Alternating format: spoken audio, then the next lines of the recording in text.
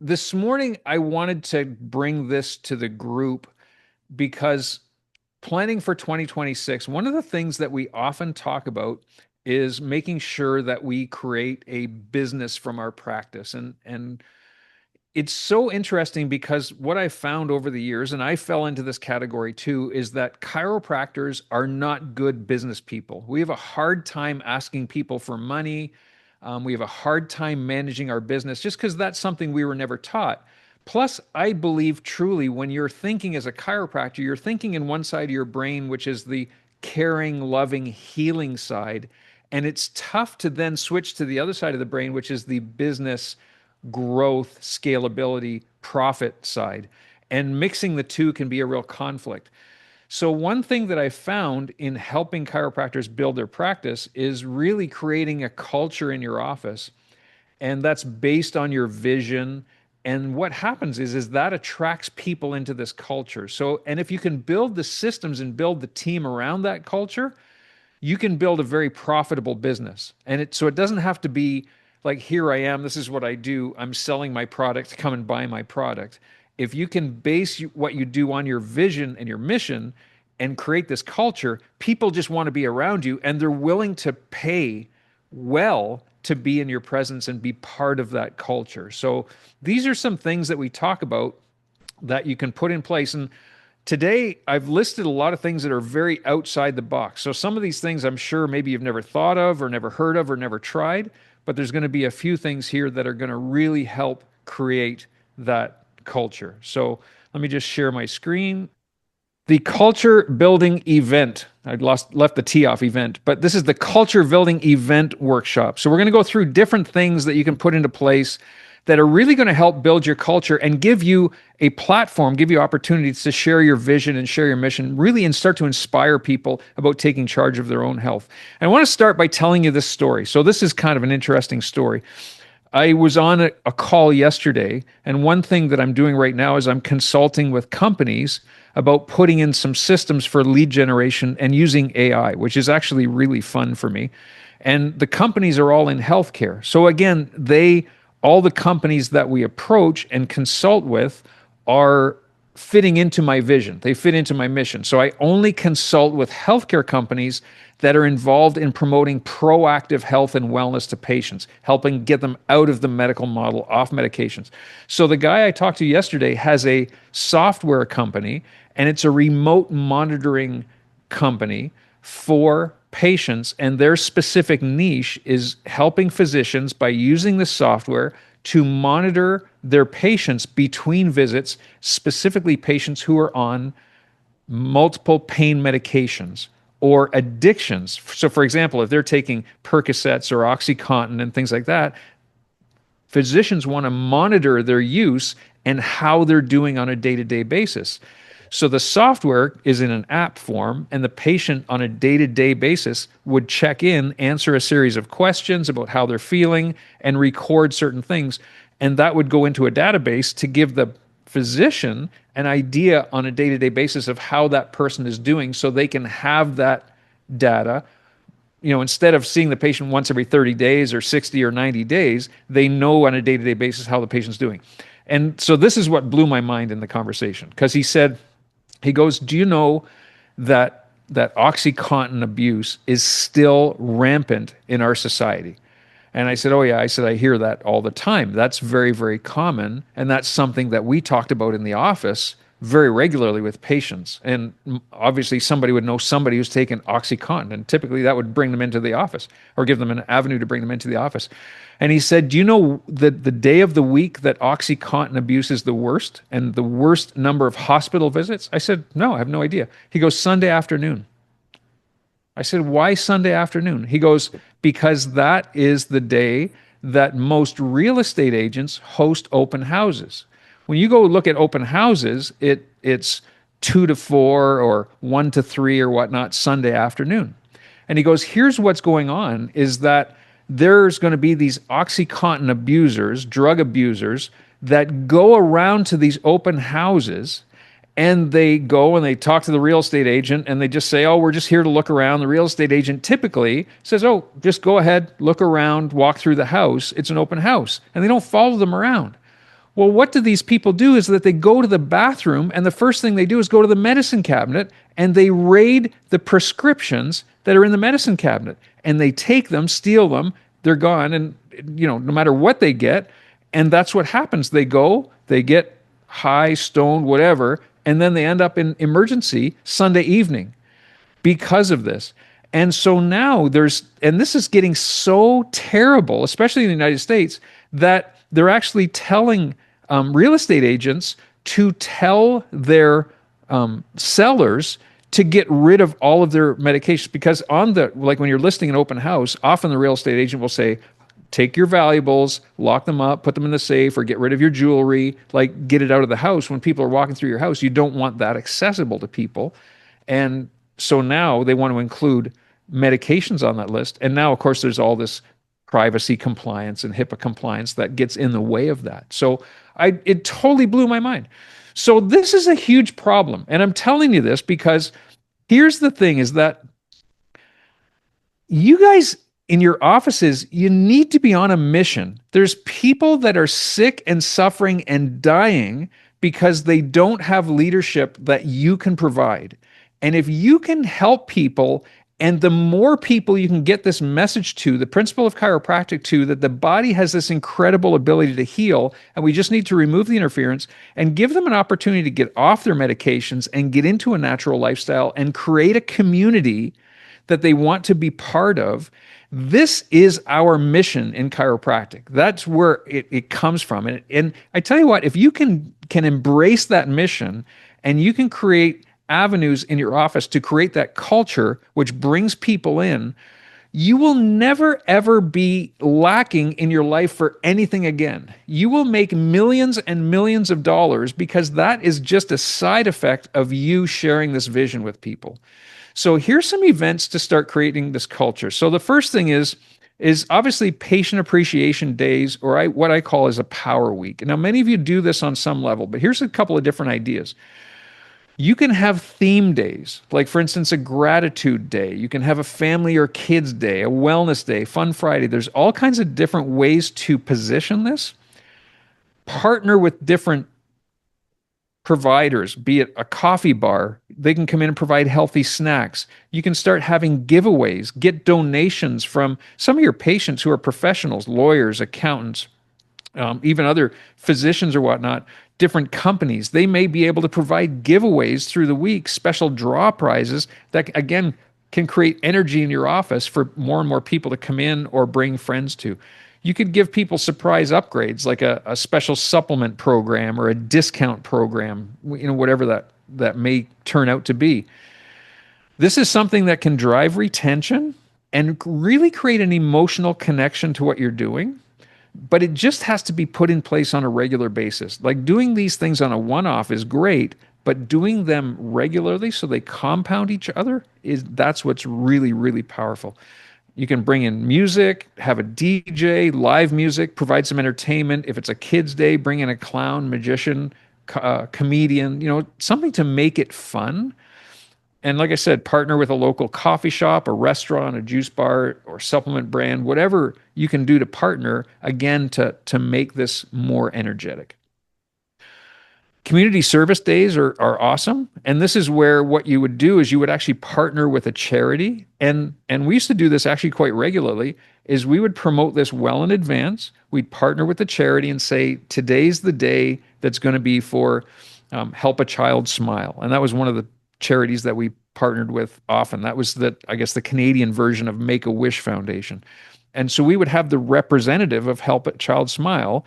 They would promote that in their newsletters and in all their communication as a partner. And what we would do is we would actually donate all of our adjustments for that day to the charity. So in other words, people that were on care plans, we just wouldn't charge that day. So in other words, they'd come in for an adjustment, they wouldn't get billed for that adjustment, and we would have a black box on the counter or some sort of a donation box that people would then be able to donate into. And we had the terminal there, the credit card terminal, that if they chose to put it on their credit card, that money would then be filtered into that charity box. So And that was a great way. So what we did is we'd collect all the money. They would basically just get an extra day, an extra adjustment added on to their care plan at the end. So we wouldn't necessarily be losing money. We would just extend it, and it wasn't coming out of our pocket. So people would just, and we'd collect hundreds and hundreds of dollars through the day. And then what we would do is collect all that money and we would write a check out of our account. So for a couple of reasons, we would get the tax deduction, but then we would have an actual ceremony where we'd call the local newspaper, we'd take pictures of it, we'd submit them to social media and present the check and say we had our community service day for Help a Child Smile, we raised $1,000, whatever it came out to be, but it was great PR. It was really, really, really good promotional stuff. And we'd promote it, well in advance. It just created a lot of really goodwill. And so we would partner with like local nonprofits. You could partner with schools, churches, sports teams, whatever you felt in your heart to do that and create that partnership. It's a great way to create some real energy in your office. And we would do that a couple times a year.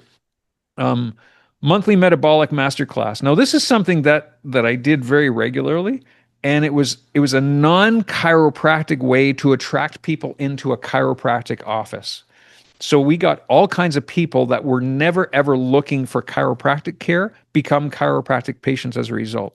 So it was basically a monthly nutrition class, but we positioned it as something that was incredibly valuable. So we did monthly talks about healthy living and metabolic conditions. It was great for patients and guests. So we often got patients to bring a lot of guests, and we had regular patients come to it. So again, it created that retention type of atmosphere. So and I've got a whole bunch of different titles, and some of these we use, but this is a really easy way to position it. So instead of doing it's a nutrition class, you call it all kinds of really cool things like why you're doing everything right and still not losing weight, the real reason your metabolism is stuck and how to wake it up, food, fat, and fibromyalgia, what no one explained about metabolic health, eat more, stress less, burn better, your blood sugar is talking, are you listening, candida, yeast, and depression, they live in the same house, from tired to tuned in, the hormone reset nobody taught you, the hidden metabolic triggers sabotaging your energy and weight. This is a great one. Your microbiome wants a divorce and you've been neglecting it. Hormones, hunger, and the truth about metabolic chaos. The silent thyroid crisis happening in healthy people. And then SIBO, which is, for those of you who don't know, is small intestine bacterial overgrowth. You have it and you just don't realize. But just having that term SIBO creates a lot of questions. Like people say, what is SIBO? And that's a great way. So train your staff to talk to them about that. And you just get people coming out just based on the title. The talk didn't change that much. It was, we'd specifically, add in different things specific to the topic. But it was all about just eating clean and eating healthy and lowering your blood sugar and changing your hormones. And it was a great way to bring people in, and it created a tremendous culture. So I really encourage you to put something in place like that. And we did ours once a month on the third Thursday of every month, 7 o'clock. Took an hour. It was a really, really great investment of time. And here's the other thing. It led into a nutritional program, which we created, and so we gave that offer every time we had the talk where people could do a nutritional consultation for a small fee. They would do the nutritional consultation. We'd do their weight, their body fat, and then they would get a nutrition plan, a diet plan for a small fee. And then with the consultation, then we would talk about the different supplements that would be beneficial for them. And then they'd end up buying a supplement package, which would, in many cases would turn out to be $1,000, $1,200, $1,500, $2,000 a month or a quarter, I should say, for a package of nutritional supplements. So it was a very profitable thing over the long term.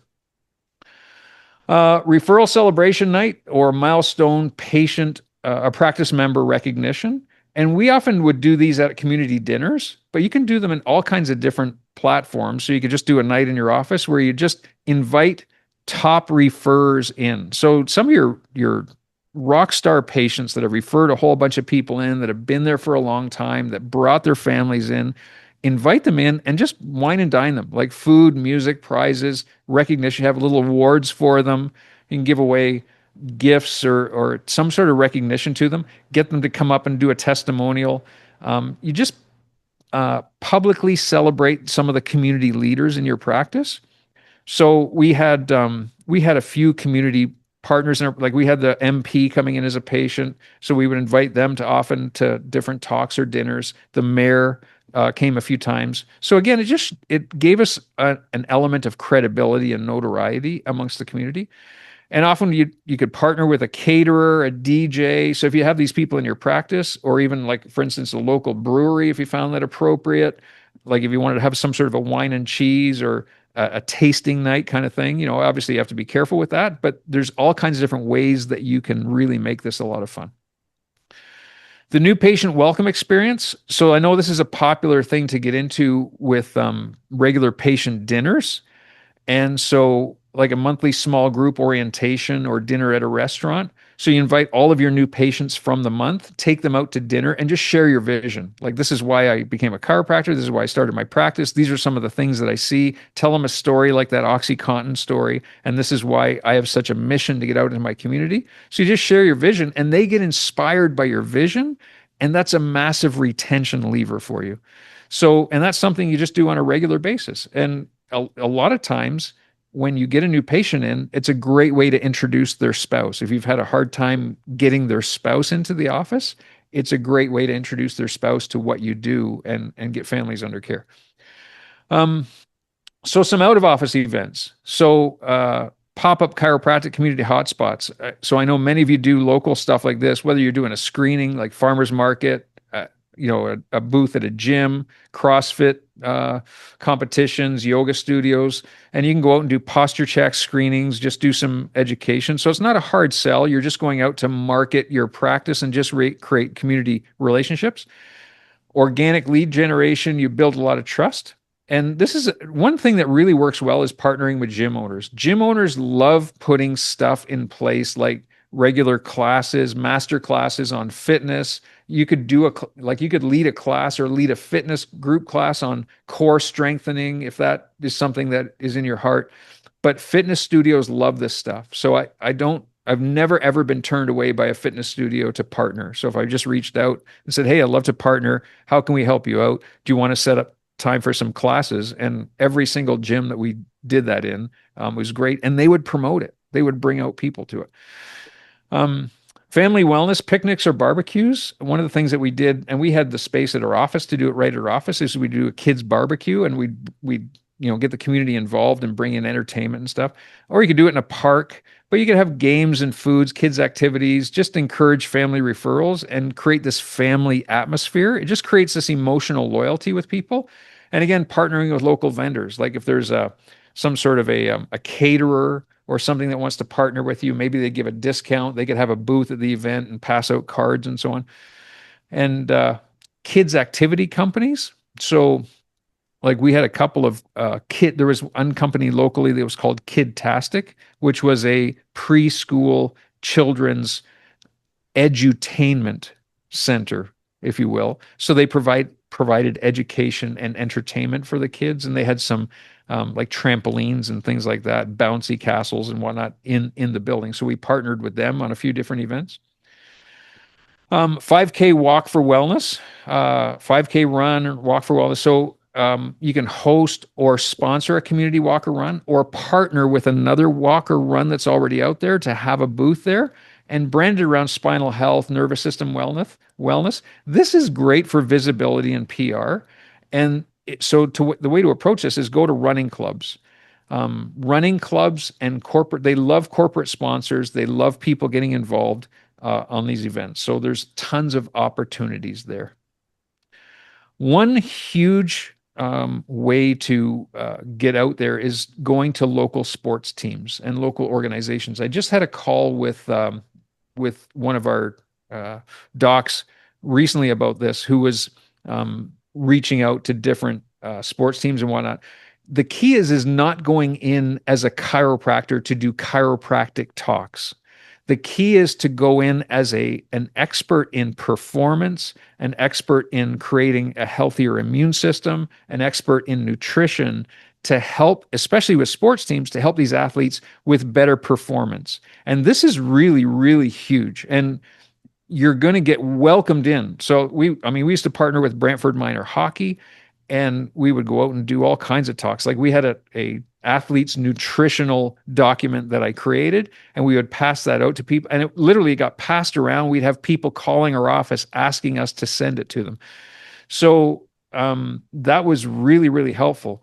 Hockey tournaments are huge, kids' hockey tournaments. So having a booth at hockey tournaments can be massive to pass out information, pass out cards, or do screenings or scoliosis screenings.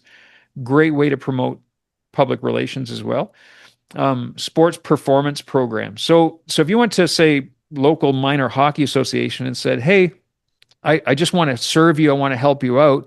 We have a sports performance program for youth that the doctor developed, and we'd be happy to come and share it with your teams. Like literally, they would set up talks for you where the coaches could come, parents could come and learn about proper nutrition and how to get their athlete um, higher performing. That is huge. And especially in Canada with hockey, people will spend money on their kids to increase performance. And for those of you who have had kids in minor hockey, you know, like the sky is the limit to what they will spend on their kids' hockey to give that child a chance to develop or reach higher levels in hockey. So you could develop a program, call it a fancy name: Prime Human Performance, Peak Access Performance, Apex Performance System, Next Level Human Performance, Total Athlete Optimization, Performance Unlocked.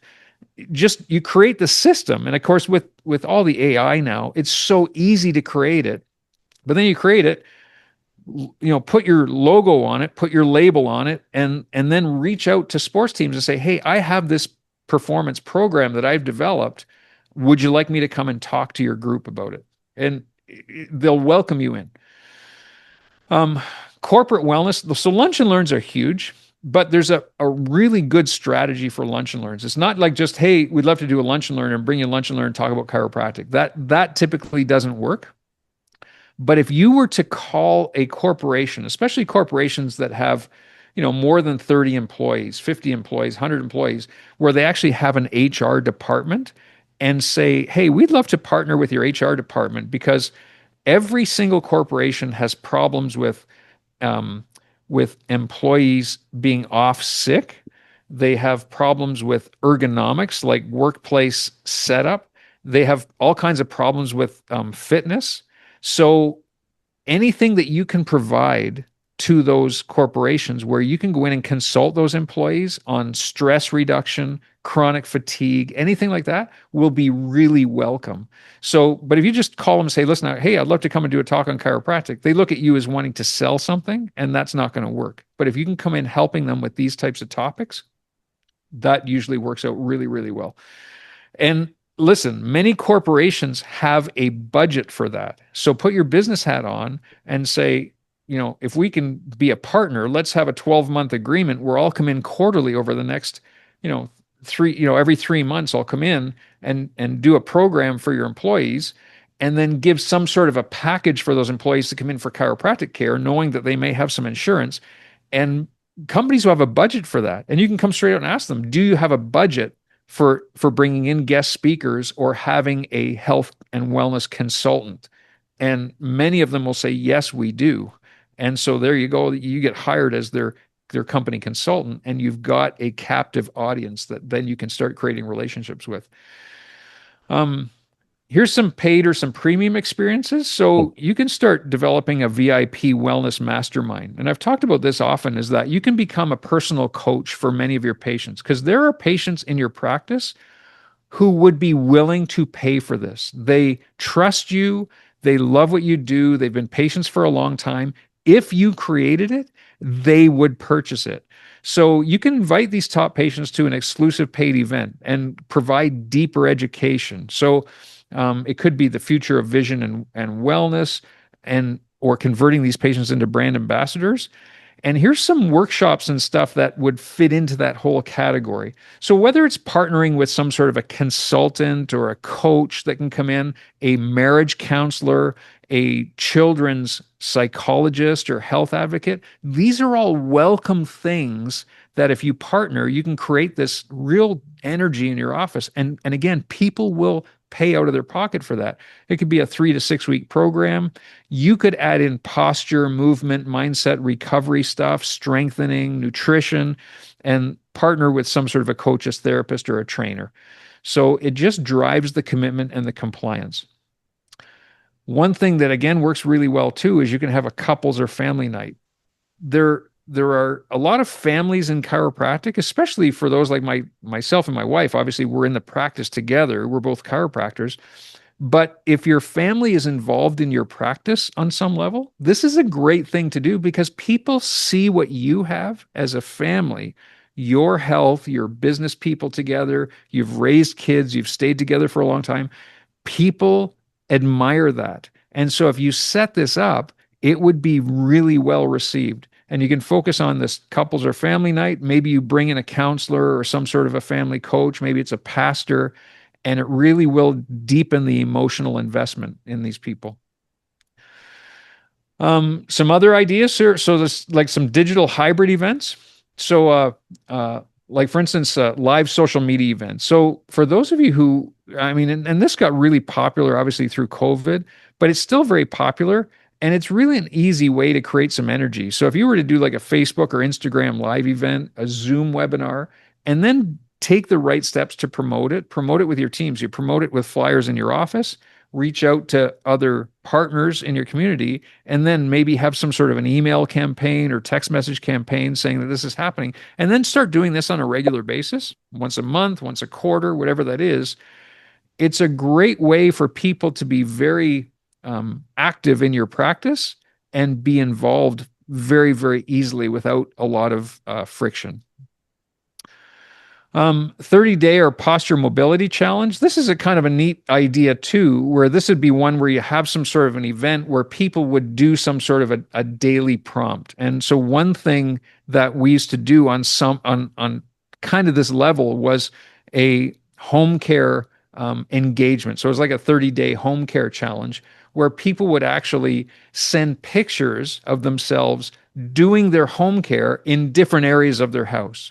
And so they had to send us a picture every single day for 30 days doing tractioning or wobbling in a different corner of their house, in a different outfit. And people would do it. And we would have prizes.